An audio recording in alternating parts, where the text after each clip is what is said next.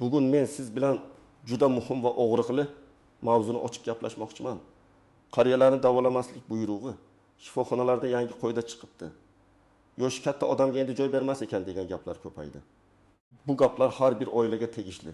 Chunki har birimizning ota-onamiz, buyimiz, bobomiz, yoshi ulug' yaqinimiz bor. Men bu mavzuda vahima tarqatish uchun emas, balki sizning huquqingizni bilishga, shifokor bilan to'g'ri gaplashishga va kerak bo'lsa o'z yaqinlaringizni himoya qilishga tayyorlash uchun gapiryapman.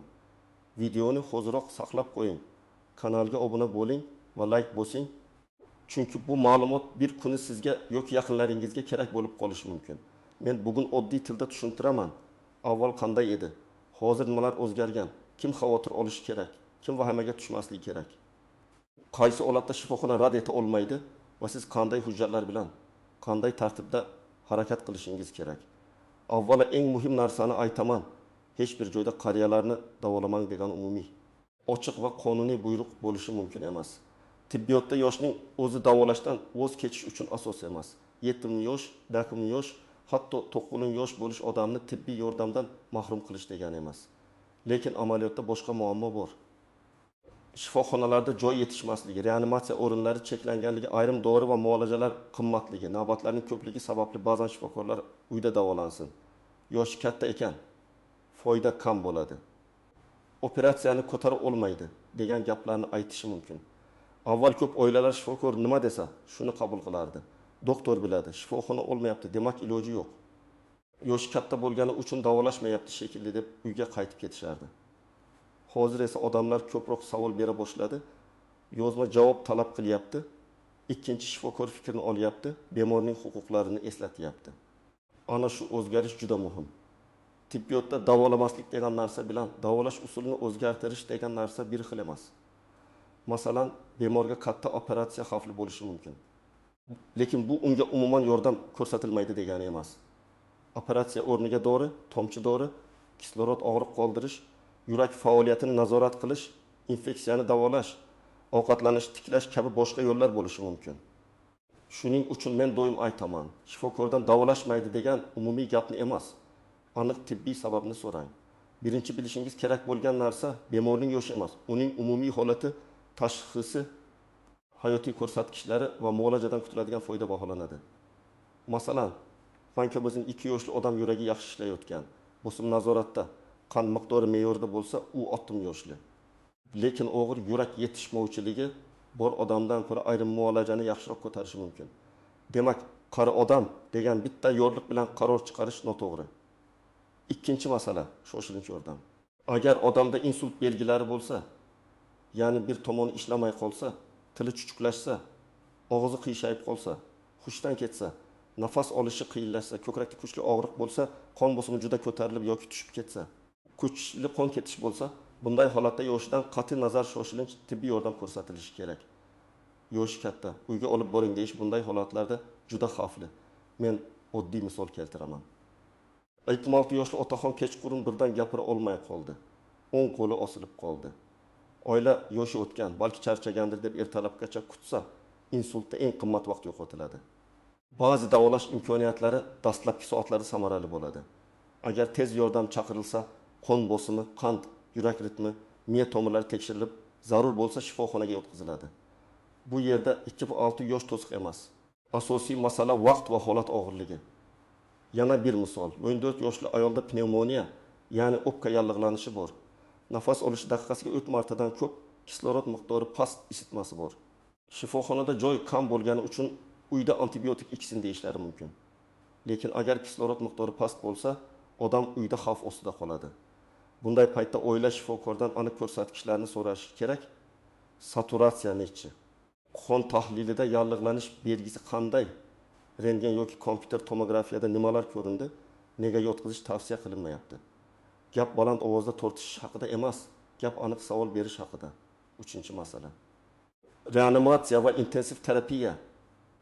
Eng ko'p tushunmovchilik shu yerda bo'ladi.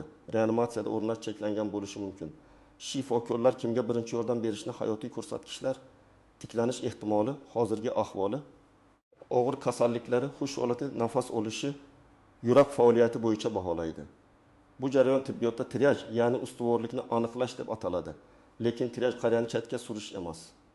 To'g'ri, triyajda bemor shaxs sifatida baholanadi, faqat tug'ilgan yili bo'yicha emas. Kimlar ko'proq ehtiyot bo'lishi kerak? Yoshi katta va bir nechta surunkali kasalligi bor odamlar, yurak yetishmovchiligi, qandli diabet. Bu yurak yetishmovchiligi, og'ir o'pka kasalligi, insultdan keyingi holat, onkologik kasallik, kuchli ozib ketish, tez yiqilish, xotira pasayishi. Bunday bemorlar shifoxonaga borganda oila tayyor bo'lishi kerak. Chunki shifokor xavf yuguri deb aytish mumkin. Xavf yuguri bo'lsa ham bu yordam yo'q degani emas. Bu davolash rejasini ehtiyotkorlik bilan tanlash kerak degani. Kimlar vahimaga tushmasligi kerak. Agar yoshi katta odamning holati barqaror bo'lsa, kasalligi nazoratda bo'lsa, rejalashtirilgan tekshiruv yoki maslahat kerak bo'lsa, endi qariyalarni qabul qilmas ekan deb qo'rqib uyda o'tirish noto'g'ri. Poliklinika, oilaviy shifokor, to'r mutaxassislar, laborator tekshiruvlar, reja asosidagi davolashlar mavjud. Vaqtida ko'rikdan o'tmaslik ko'p hollarda kasallikni og'irlashtiradi. Masalan, qandli diabetli etikin yoshli odam 3 oyda bir qon nazoratini qilmasa, buyrak ko'z, oyoq tomirlari zarar ko'radi. Keyin shifoxonaga juda og'ir ahvolda tushadi. Men real hayotda ko'p uchraydigan vaziyatni tushuntiraman. 7-9 yoshli ayolning tizzasi og'riydi, yurishi qiyin. Oila operatsiya qildiramiz deydi. Shifokor tekshiradi va yuragida xavf borligini, narkozni ko'tarishi qiyinligini aytadi. Bu davolamaymiz degani emas. Bu yerda davolash yo'li boshqacha bo'lishi mumkin. Kardiolog ko'rigi, qon suyultiruvchi dorilarni tartibga solish, fizioterapiya, og'riqni nazorat qilish, vaznni kamaytirish, tayoq yoki ortopedik moslama, kerak bo'lsa kichikroq muolajalar. Agar operatsiya haqiqatan xavfli bo'lsa, shifokor buni yozma va tushunarli qilib izohlash kerak. Yana bir vaziyat. Damircha qiz yoshli bemor ovqat yemay qo'ygan, suvsizlangan, boshi aylanadi. Shifoxona uyda parvarish qiling deyishi mumkin, lekin suvsizlanish qonda natriy, kaliy, buyrak ko'rsatkichlarini buzadi. Oddiy tomchi dori ham ba'zan hayotni saqlab qoladi. Oila qari bo'lgani uchun shunday deb qabul qilmasligi kerak. Qon tahlili, siydik tahlili, bosim, puls, kislorod, tana harorati tekshirilishi zarur. Qari odamdagi zaiflik ko'pincha oddiy charchoq emas, infeksiya, kamqonli yurak muammosi yoki dori nojo'ya ta'sir bo'lishi mumkin. Endi juda nozik tomonga o'tamiz. Ba'zi holatlarda shifokorlar agressiv davolash foyda bermaydi deyishi mumkin. Masalan, kasallik oxirgi bosqichda tana muolajani ko'tara olmaydi. Sun'iy nafas apparati faqat azobni uzaytiradi. Yurakni qayta ishga tushirish ehtimoli juda past. Bunday paytda tibbiyotda palliativ yordam degan yo'nalish bor. Palliativ yordam tashlab qo'yish emas, bu og'riqni kamaytirish, nafas qisilishini yengillashtirish, bezovtalikni kamaytirish, teri yaralarini oldini olish, ovqatlanish va suyuqlik masalasini nazorat qilish, oilaga tushuntirish degani. Lekin bu yerda katta xavf bor. Ayrimlar palliativ yordamni davolamaymiz degan bahona sifatida noto'g'ri ishlatishi mumkin. Shuning uchun oila aniq savollar berishi kerak. Qaysi tashxis asosida bunday xulosa qilinyapti? Qaysi tahlillar buni ko'rsatdi? Boshqa mutaxassis ko'rishi mumkinmi? Og'riqni kamaytirish rejasi qanday? Nafas qisilsa nima qilamiz? Uyga chiqarilsa kim nazorat qiladi? Mana shu savollar bemorni himoya qiladi. Yana bir noaniq jihat. Bemorning o'zi qaror qabul qilish huquqi. Agar yoshi katta odam hushda bo'lsa, gapni tushunsa, o'z fikrini ayta olsa, uning roziligi juda muhim. Farzandlari operatsiya qiling desa ham bemor rozi bo'lmasa, bu alohida masala. Aksincha, bemor davolanishni xohlasa, oila yoshi bo'ldi, qiynamang deb uning ovozini o'chirib qo'ymasligi kerak. Men har doim oila a'zolariga aytaman, bemor gapira olsa, avvalo uning o'zidan so'rang. U odam faqat pasportdagi yosh emas. U o'z hayoti bor inson. Dori masalasida ham ehtiyot bo'lish kerak. Qariyalarda bir vaqtning o'zida 5 ta, 2 ta, hatto 12 ta dori ichish holati ko'p. Bosim dorisi, qon dorisi, yurak dorisi, qon suyultiruvchi, og'riq qoldiruvchi, uyqu dorisi. Shifoxonada yangi dori qo'shilsa, eski dorilar bilan to'qnashishi mumkin. Masalan, oddiy og'riq qoldiruvchi ayrim buyrak kasalligi bor odamda buyrak faoliyatini yomonlashtiradi. Qon suyultiruvchi bilan birga ichilgan ba'zi dorilar qon ketish xavfini oshiradi. Shuning uchun shifoxonaga borayotganda bemor ichayotgan barcha dorilar ro'yxati kerak. Yana bir xavf joy yo'q degan gap. Ha, ba'zan joy haqiqatan yo'q bo'lishi mumkin, lekin joy yo'qligi yordam yo'q degani emas. Bunday holatda bemorni boshqa shifoxonaga yo'naltirish, tez yordam orqali transportirovka qilish, hech bo'lmasa birlamchi yordam ko'rsatish. Yozma tavsiya berish kerak. Agar holat shoshilinch bo'lsa, joy yo'q degan gap bilan bemorni eshikdan qaytarish juda jiddiy oqibatlarga olib kelishi mumkin. Endi eng kerakli qismga o'tamiz. Agar sizning yoshi katta yaqin odamingiz kasal bo'lib qolsa, birinchi navbatda vahimaga tushmang, lekin vaqtni ham yo'qotmang. Nafas qisilishi, ko'krak og'rig'i, hushdan ketish, falajlik belgisi, kuchli qon ketish, tinmay qusish, juda yuqori isitma, bosimning keskin o'zgarishi, siydik chiqmay qolishi bo'lsa, tez yordam chaqiring. Telefon orqali bemorning yoshini, asosiy kasalliklarni, hozirgi belgisini aniq ayting. Ahvoli yomon deyishning o'zi yetmaydi. Nafas olishi qiyin, lablari ko'karib turibdi. O'ng qo'li ishlamay qoldi. Ko'kragi 30 daqiqadan beri og'riyapti deb aniq ayting. Ikkinchi qadam, hujjatlarni tayyorlang. Pasport yoki shaxsni tasdiqlovchi hujjat, tibbiy karta bo'lsa, oxirgi tahlillar, rentgen, UZI, EKG, kompyuter, tomografiya xulosalari, kasalxonadan oldingi chiqish qog'ozlari, nogironlik hujjati bo'lsa, dorilar ro'yxati. Dorilar ro'yxatida nomi, dozasi va necha mahal ichish yozilsin. Masalan, enalapril 1000 mg ertalab kechqurun, metformin 1000 mg kuniga 2 mahal, aspirin 7 mg kechqurun. Shifokor uchun bu juda muhim. Uchinchi qadam. Shifokor bilan gaplashganda 3 ta asosiy savolni bering. Birinchisi aniq tashxis yoki taxminiy tashxis nima? Ikkinchisi qaysi ko'rsatkichlar xavfli? Uchinchisi davolash rejasi qanday va nega aynan shu yo'l tanlanyapti?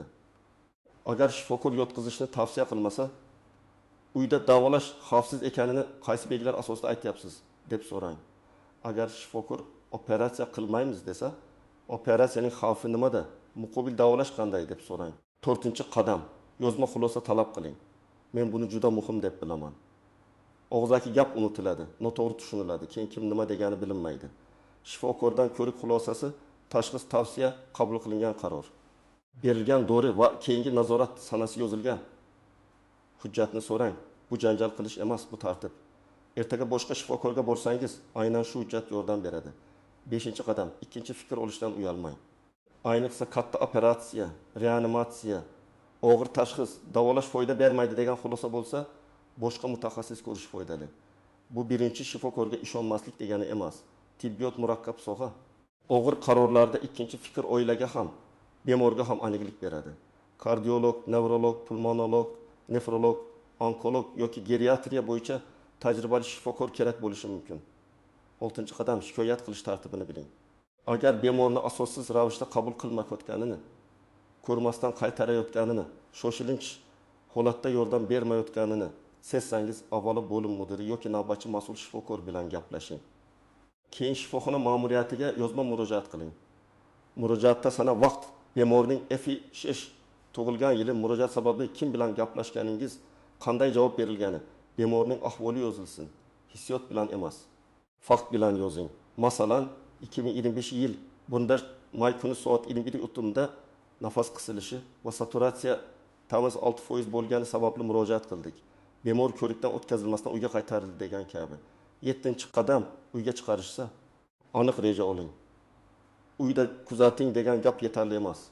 Qaysi dori necha kun, qaysi dozada, qachon qayta ko'rik, qaysi belgi paydo bo'lsa tez yordam chaqirish kerak, ovqatlanish qanday, suyuqlik qancha, bosim va qonni necha mahal o'lchash kerak, hammasi aniq bo'lishi kerak.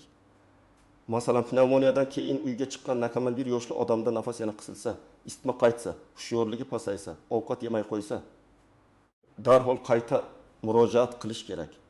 8-qadam, oilada oldindan kelishuv bo'lsin. Yoshi katta odamning kasalliklari, dorilari, allergiyasi, qaysi shifokorda nazoratda turishi, qaysi shifoxonaga borish qulayligi. Favqulodda holatda kim qaror qabul qilishi oldindan ma'lum bo'lsin.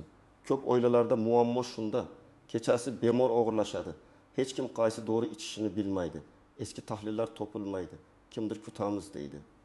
Kimdir tez yordam chaqiramiz deydi. Vaqt ketadi. Oldindan tayyorgarlik hayotni saqlashi mumkin. 9-qadam, qariyalardagi xavfli belgilarni oddiy qarilik deb qabul qilmang. Birdan xotira chalkashishi, uyqu bosishi, gapni tushunmaslik, ovqatdan bosh tortish, yiqilib tushish, siydik tutolmaslik yoki siydik chiqmay qolishi, oyoq shishishi, nafas qisishi, terining oqarishi, kuchli holsizlik ko'pincha kasallik belgisi. Yosh odam qornim og'riyapti deb aniq aytadi. Yoshi katta odam esa faqat jim bo'lib qolishi, bezovta bo'lishi yoki kuchsizlanishi mumkin. Shuning uchun oila kuzatuvchan bo'lishi kerak. 10-qadam, pul. Tanış bilish va qo'rqov masalasida ehtiyot bo'ling. Ba'zan odamlar tanish topmasak qabul qilishmaydi deb o'ylaydi. Aslida sizning eng kuchli qurolingiz tartibli hujjat, aniq savol, yozma murojaat va shoshilinch holatni to'g'ri ko'rsatishdir. Albatta tizimda kamchiliklar bo'lishi mumkin, lekin huquqingizni bilsangiz sizni jiddiyroq qabul qilishadi. Shifokor bilan hurmat gaplashing. Lekin bemorning manfaatini qat'iy himoya qiling. Men yana bir narsani alohida ta'kidlayman. Shifokor ham inson, u ham bosim ostida ishlaydi. Bir kechada o'nlab og'ir bemor ko'rishi mumkin. Shuning uchun har bir gapni dushmanlik deb qabul qilish ham to'g'ri emas. Lekin shifokor band bo'lgani bemorning savollariga javob bermaslik uchun sabab bo'la olmaydi. Eng yaxshi yo'l tinch, aniq, hujjatli muloqot. Doktor, men sizni tushunmoqchiman. Iltimos qarorini qaysi ko'rsatkichlar asosida qabul qilganingizni yozib bering degan gap ko'pincha vaziyatni o'zgartiradi. Bugungi mavzuning asosiy xulosasi shuki, yoshi katta odamni faqat yoshi uchun davolashdan chetlatish to'g'ri emas. Lekin amaliyotda joy, resurs, og'ir tashxis, reanimatsiya, operatsiya xavfi kabi murakkab holatlar bor. Sizning vazifangiz vaymaga tushish emas. Bemorning huquqini bilish, aniq savol berish, hujjat yig'ish, yozma, xulosa olish va kerak bo'lsa ikkinchi fikr so'rashdir. Men ekspert sifatida sizga shuni aytaman, qariyalarning hayoti ham, og'rig'i ham, davolanish huquqi ham qadrlidir. Har bir qaror tibbiy asos bilan tushuntirilishi kerak. Yoshi katta degan bitta jumla hech qachon yetarli izoh emas. Agar siz buni bilsangiz, shifoxonada o'zingizni yo'qotib qo'ymaysiz. Yaqin odamingiz uchun to'g'riroq qaror talab qila olasiz. Sizning hududingizda shifoxonalarda yoshi katta bemorlarga munosabat qanday? Siz yoki yaqinlaringiz shunday holatga duch kelganmisiz? Fikringizni izohlarda yozing. Video foydali bo'lgan bo'lsa, like bosing, kanalga obuna bo'ling va bu ma'lumotni ota-onasi, buvisi, bobosi bor yaqinlaringizga yuboring.